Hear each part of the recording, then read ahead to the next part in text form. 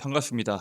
김용민의 급등 시그널입니다. 저희 급등 시그널은 종목의 대시세가 나오기 전에 나타나는 여러 가지에 대한 신호들, 그 시그널에 대해서 말씀을 드리고 거기에 따른 수혜주들을 함께 말씀드리고 있습니다. 오늘 영상도 시청해 주셔서 정말 감사드리고요. 오늘 영상에서도 여러분들께 도움이 될 수 있는 내용과 관련된 수혜주로 자세하게 영상을 준비해 왔습니다. 영상 시청하시기 전에 영상 하단부에 있는 좋아요 버튼 먼저 누르시고 시청해 주시면 정말 감사드리겠고요. 아직 구독 버튼을 누르지 않으셨다면은 구독 버튼도 한 번씩 꾹꾹 눌러주시면은 정말 감사드리겠습니다.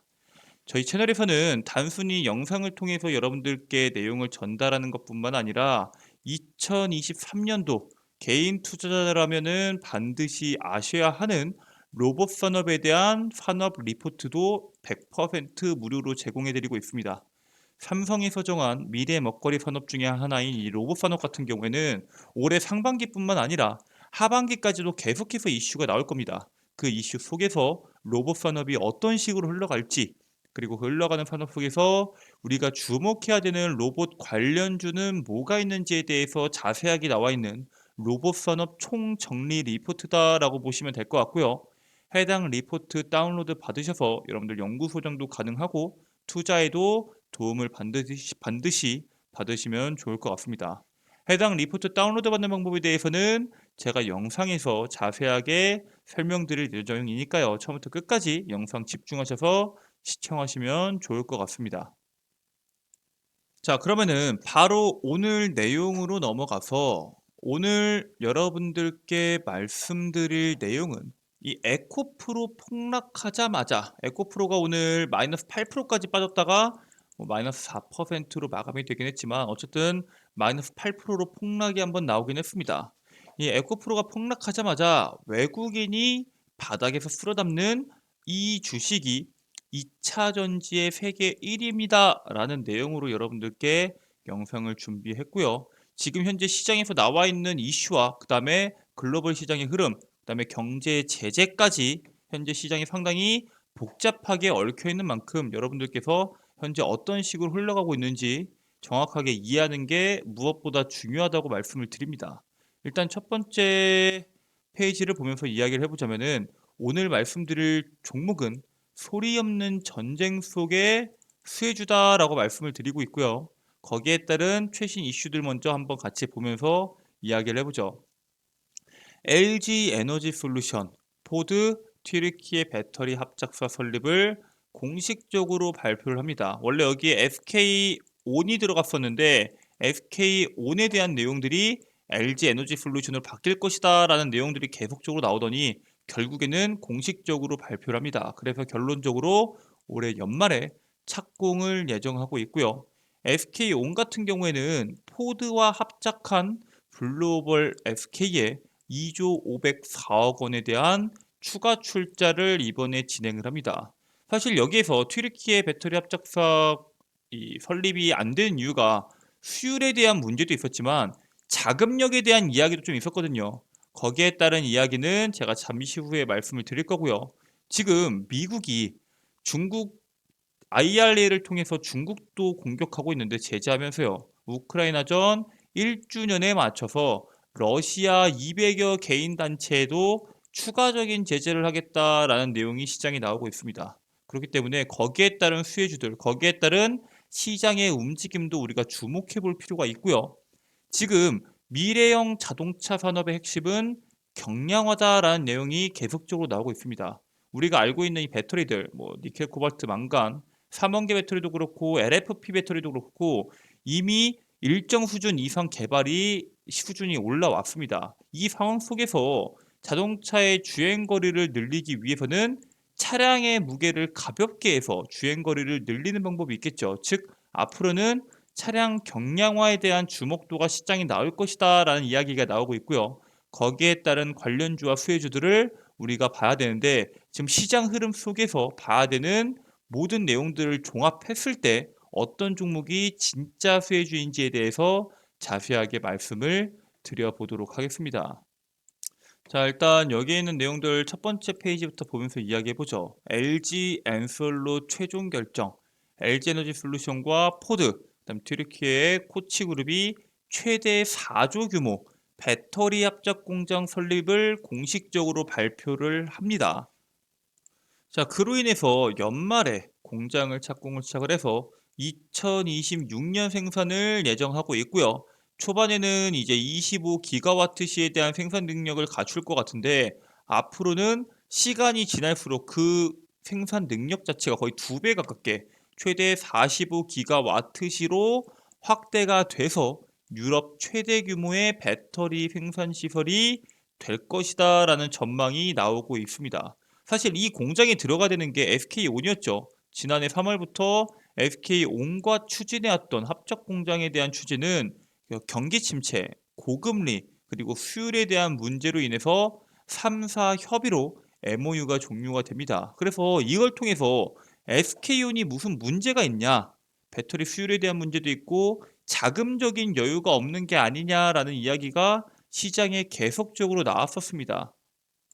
자, 그래서 SK온 같은 경우에는 지금 투자금 마련에 엄청나게 집중을 하고 있습니다. 이 SK온 같은 경우에는 미국 자회사 SK 배터리 아메리카의 주식을 18,000주를 약 2조 504억 원에 추가로 취득을 합니다. 그리고 여기서 취직한 돈으로 이 금액을 블루오벌 SK의 출자를 결정하게 됩니다. 단순히 이렇게 보면은 SK 돈 많다. 여유 자금이 좀 있구나라고 볼 수 있겠지만 사실은 그건 아니고요. SK온 같은 경우에는 투자 금액이 총 10조 2천억이 들어가는 가운데 50% 지분인 5조 1천억 원을 미국 배터리 공장 건설에 투자하기로 2021년 9월에 의결하게 됩니다. 그러니까 5조 1천억 원을 내야 되는데 지금까지 1차로 8,976억 원을 냈고요. 그 다음에 이번에 2차로 출자가 진행되는 게 2조 504억 원입니다. 즉 거의 3조에 가까운 금액을 투입을 했죠. 이거를 2027년 12월까지 사업 진척에 따라서 수차적으로 진행을 해야 되는데 지금 아직 2조가 부족하죠. SK이노베이션 같은 경우에는 BOSK, 이게 글로벌 SK거든요.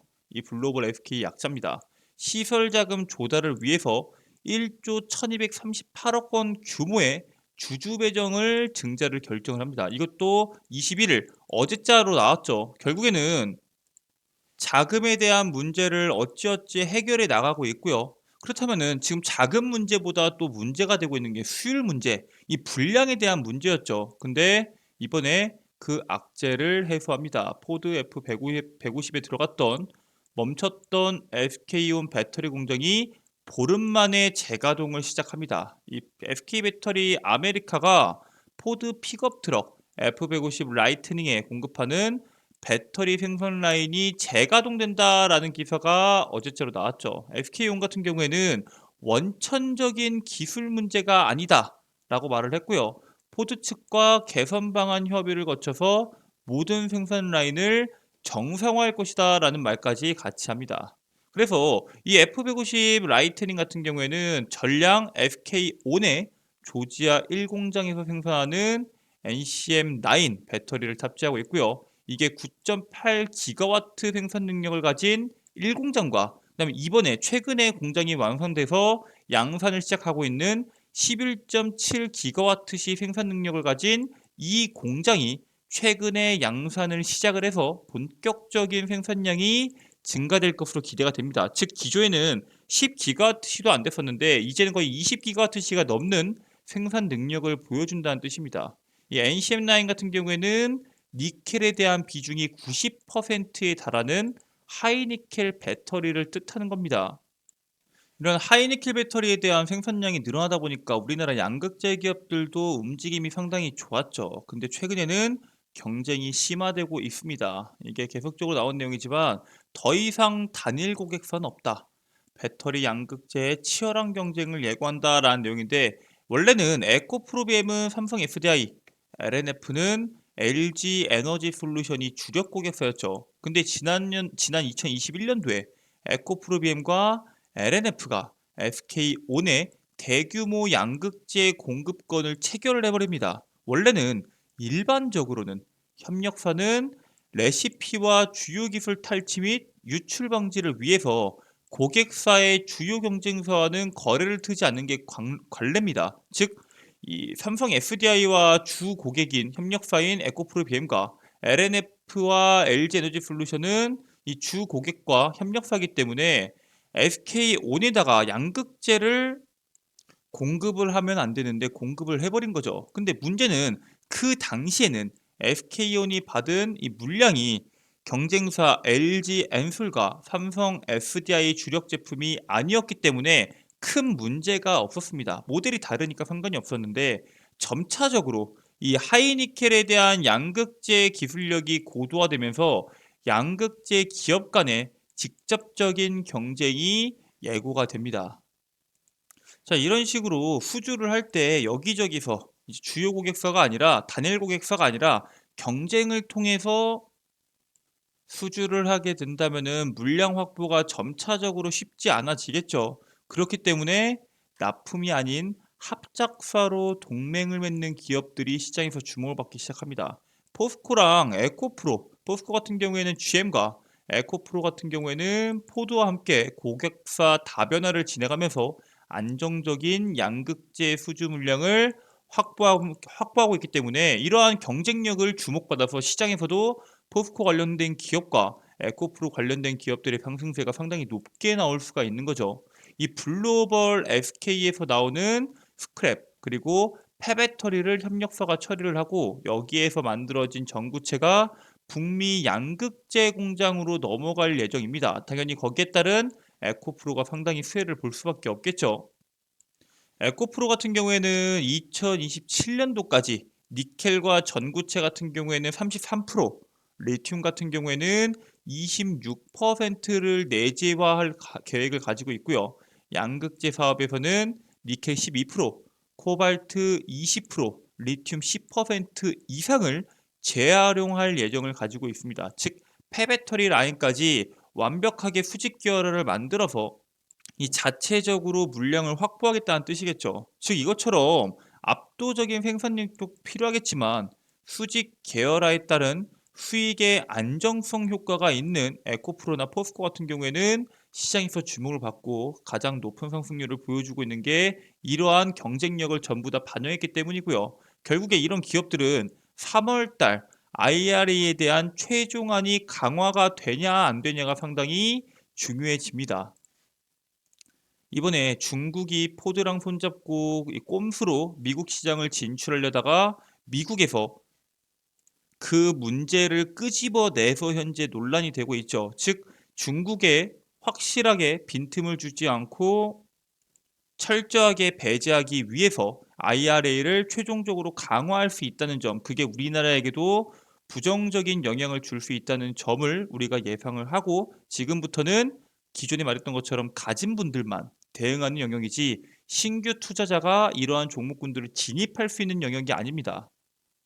자, 그러면은 신규 투자자분들 입장에서는 진입할 수 있는 종목군들이 또 뭐가 있을까요? 바로 이것처럼 중국을 견제하는 IRA처럼 또 다른 미국이 견제하는 또 다른 기업에 관련된 기업은 우리나라 기업이 수혜를 받을 수 있다는 점 주목해야 됩니다. 그게 바로 러시아에 대한 견제를 우리가 주목을 해야 됩니다. 이번에 미국이 이제 러시아랑 중국을 동시에 견제를 하고 있죠. 미국과 러시아 정상이 우크라이나 전쟁 1주년 목전에서 전쟁의 책임을 전가하고 있습니다. 바이든 대통령 같은 경우에는 우크라이나 전쟁이 러시아의 승리가 되는 일은 결단코 없을 것이다 라고 발언을 하고요. 특히나 나토는 그 어느 때보다 강력하다. 나토 동맹국에 대한 미국의 공약과 5조는 견고하다라고 이렇게 힘을 줘서 말을 했습니다. 이 5조가 뭐냐면은 쉽게 말해서 나토의 설립의 근간이자 집단 방위 체제를 상징하는 겁니다. 즉 회원국 중에서 한 곳이라도 공격을 받게 되면은 전체 공격으로 간주해 무력 사용을 포함한 원조를 제공한다는 내용이 그 5조에 대한 내용인데 이번에 바이든 대통령이 그 5조는 견고하다라는 말을 했습니다. 즉 이러한 이야기를 하면서 이 모든 잘못은 러시아가 했다라고 말을 했는데 푸틴 대통령 같은 경우에는 우크라이나가 전쟁 이전부터 서방과 무기 공급에 대해 의논을 했다면서 전쟁을 일으킨 것은 서방이고 그걸 억제한 것이 우리다. 이런 이야기를 합니다. 거기에 더해서 푸틴 대통령 같은 경우에는 핵무기 통제 조약인 신전략무기 감축협정 참여를 중단을 선언합니다. 그리고 미국이 앞으로 핵 실험을 할 경우에는 우리도 똑같이 할 것이다 라고 경고를 하면서 현재 미국과 러시아의 관계가 전쟁 직전 분위기처럼 상당히 심각해지고 있고요. 이 속에서 또 바이든 대통령이 이렇게 미국이 핵실험을 할 경우 우리도 똑같이 하겠다라는 말을 했기 때문에 거기에 맞춰서 또 같이 하죠. 우리는 러시아 200여 개인 단체에 추가 제재를 하겠다.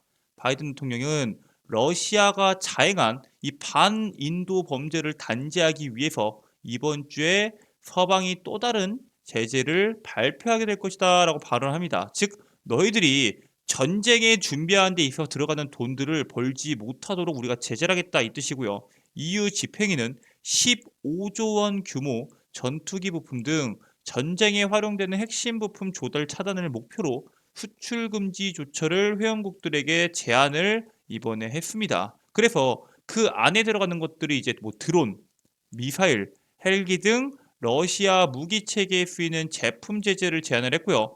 거기 안에 이제 철강, 알루미늄, 대형 차량, 전자회로 등이 금수 품목에 포함될 것을 현재 시사하고 있습니다.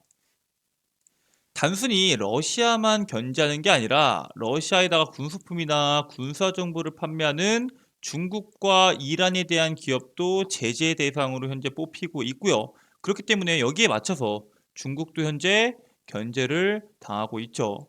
미국이 중국 신장 지역에서 강제 노동으로 생산된 것으로 의심되는 알루미늄 제품에 대해서 역류를 통제하게 됩니다. 이 덴마크의 세계 최대 해운사 몰러 머스크는 미 관세 국경보호청이 신장 위구르 강제노동법 방지법에 따라서 알루미늄 제품에 대해서 억류 통지를 발행하기 시작했다라고 말을 하고요. 이게 자동차용 알루미늄 부품 관련해 가능성이 상당히 높다라는 말을 합니다. 이 신장 지역에서 생산되는 알루미늄 같은 경우에는 이 UFLPA 이게 쉽게 말해서 이거 관세 국격 보호청이라고 생각하시면 될 것 같아요. 딸은 미국의 네 번째 제재 대상으로 면화, 토마토, 폴리실리콘 제품을 현재 수입을 금지시킨 상황입니다. 당연히 중국만 이 견제를 하는 게 아니겠죠. 러시아에도 알루미늄 관세를 폭탄을 때리려고 준비하고 있습니다. 지난 7일에 러시아 알루미늄에 200% 관세를 부과할 준비한다라는 기사가 나왔고요.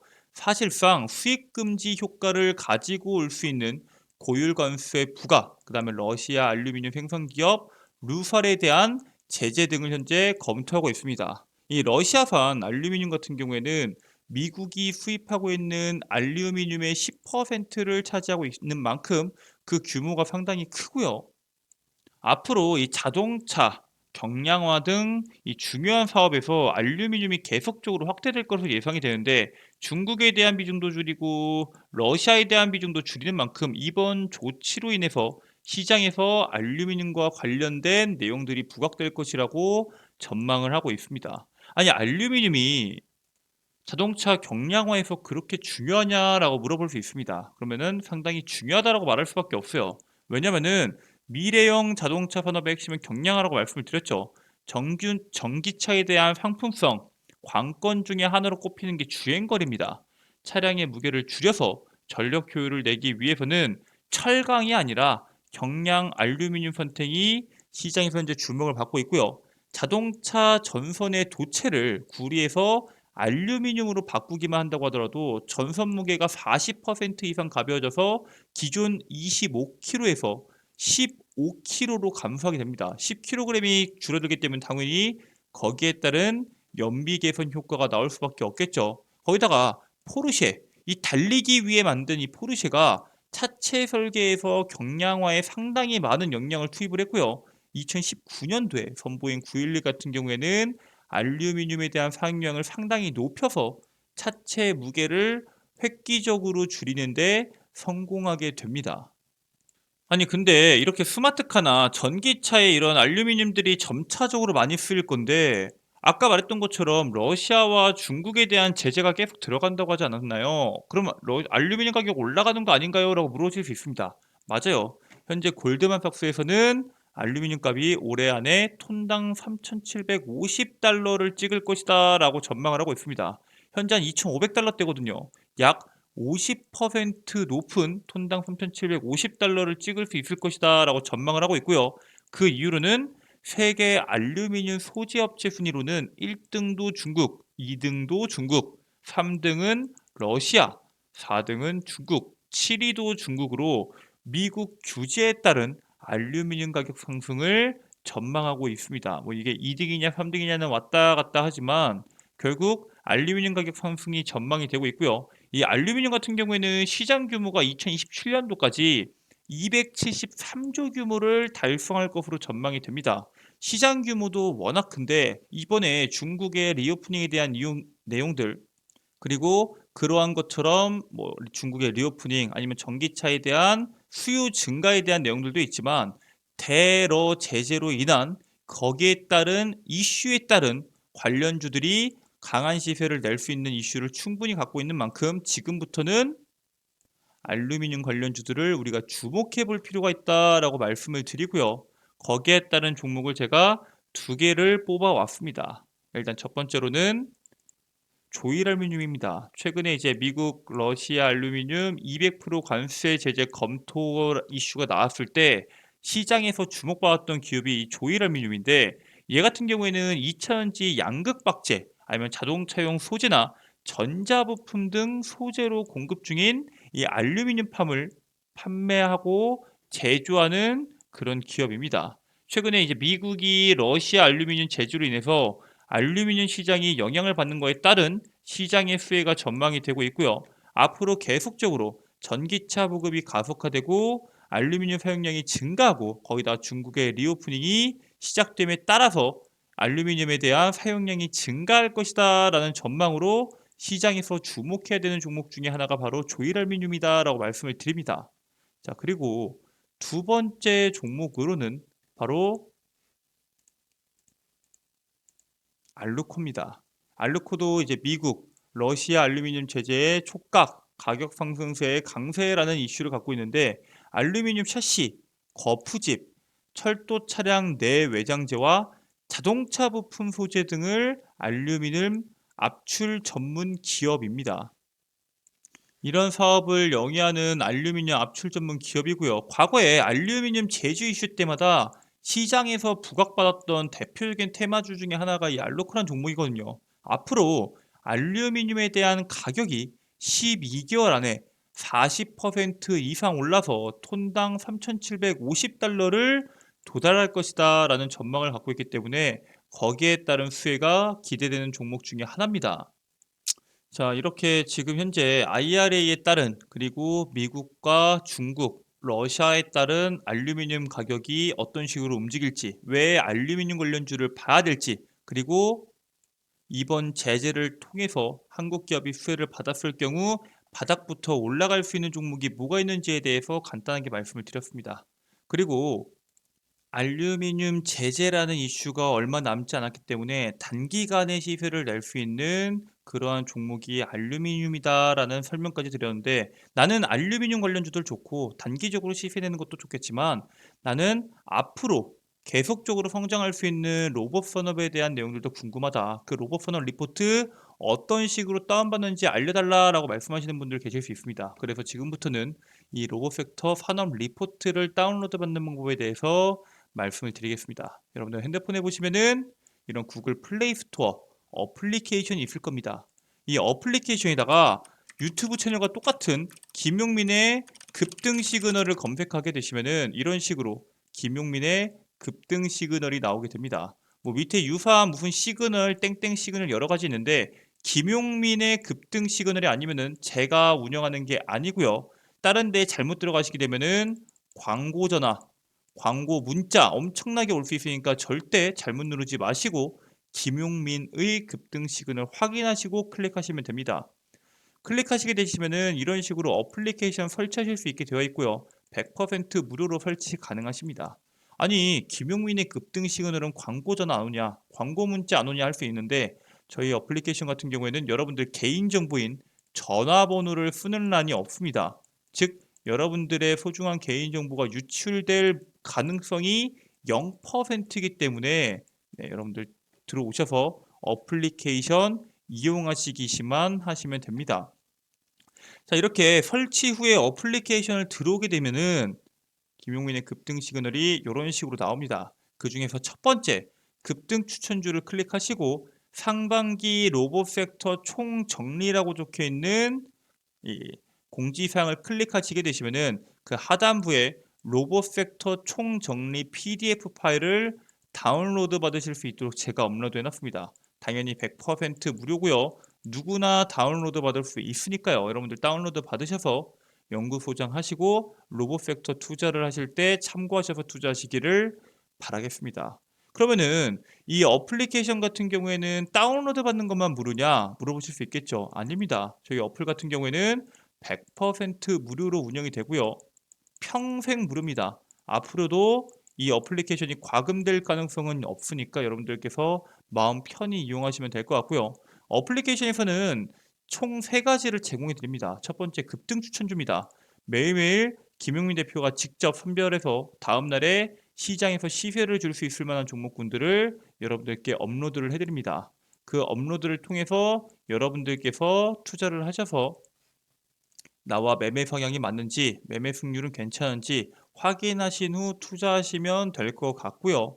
장전 급등 뉴스 같은 경우에는 말 그대로 매일매일 시장에서 나오는 강한 이슈에 대한 종목군들, 그 다음에 강한 이슈가 뭐가 있는지 여러분들께 관련 뉴스와 관련 주들을 정리해서 업로드 해드립니다. 매일 장 시작 전에 8시 30분 이전에 업로드가 되기 때문에 8시 30분 이전에 이 어플리케이션 들어오셔서 장전 급등 뉴스만 본다고 하더라도 오늘 내가 무슨 이슈를 봐야 되는지, 거기에 따른 관련주가 뭐가 있는지를 한눈에 보실 수 있다라고 말씀을 드리고요. 급등주 완벽 분석 같은 경우에는 매일매일 시장에서 나오는 강한 이슈들 왜 나왔는지, 관련주는 뭐가 있는지, 얘는 왜 여기 관련주에 편입되는지 자세하게 적어서 업로드를 해드리고 있습니다. 즉, 이 김용민의 급등 시그널 어플리케이션만 본다고 하더라도 내일 무슨 종목을 봐야 될지, 오늘 어떠한 이슈가 있고 관련주가 뭐가 있는지, 어제자의 시장에서 주목받았던 테마주가 뭐가 있는지를 한눈에 볼 수 있는 개인 투자자에게 도움이 될 수 있는 어플리케이션이다 라고 말씀을 드리고요. 해당 자료들 여러분들께서 꼭 보신 후에 투자에 도움을 받으시면 좋을 것 같습니다. 네, 오늘 준비한 내용은 여기까지입니다. 오늘 영상도 끝까지 시청해 주셔서 정말 감사드리고요. 영상 종료하시기 전에 영상 하단부에 있는 좋아요 버튼 한 번씩 눌러주시면 정말 감사드리겠고요. 아직 구독 버튼을 누르지 않으셨다면 구독 버튼도 함께 눌러주시면 정말 큰 힘이 될 것 같습니다. 응원 댓글과 알람 설정까지 눌러주시면서 오늘 영상은 여기서 마무리하도록 하겠습니다. 끝까지 시청해 주셔서 감사합니다.